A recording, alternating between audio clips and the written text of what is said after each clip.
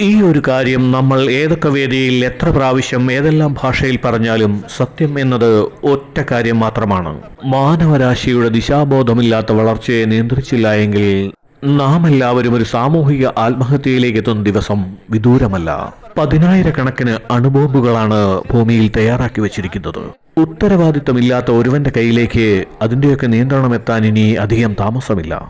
നമ്മൾ നേടിയെടുത്ത ഭൗതികവും ലൗകികവുമായ വികാസങ്ങളും സാങ്കേതിക വിദ്യയുടെ മുന്നേറ്റവുമെല്ലാം ഒരു നിമിഷം കൊണ്ട് ഇല്ലാതാവാൻ അണുബോംബുകളുടെ നിയന്ത്രണം ഏതെങ്കിലും ഒരു ഭ്രാന്തന്റെ കയ്യിൽ എത്തേണ്ട താമസമേ ഉള്ളൂ.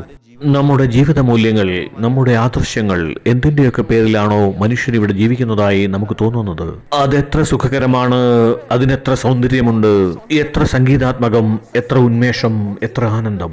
എന്നാൽ ഒരുവൻ മറ്റൊരുവനെ നശിപ്പിച്ചും ഇല്ലായ്മ ചെയ്തും ജീവിക്കുക, പരസ്പരം സ്പർദ്ധയോടും വൈരാഗ്യത്തോടും ജീവിക്കുക, പരസ്പരം കുതികാൽ വെട്ടുകയും വിജയിക്കുന്നവന്റെ കാലുവാരുകയും ഒരുവൻ മുന്നേറുന്നു, വിജയിക്കുന്നു എന്ന് കാണുമ്പോൾ അവനെ നശിപ്പിക്കുക, ഇതിനെയൊക്കെയാണ് മനുഷ്യജീവിതം എന്ന് പറയുന്നതെങ്കിൽ സുഹൃത്തുക്കളെ, ഇതിനേക്കാൾ എത്രയോ നല്ലതാണ് മൃഗങ്ങളുടെ ജീവിതം.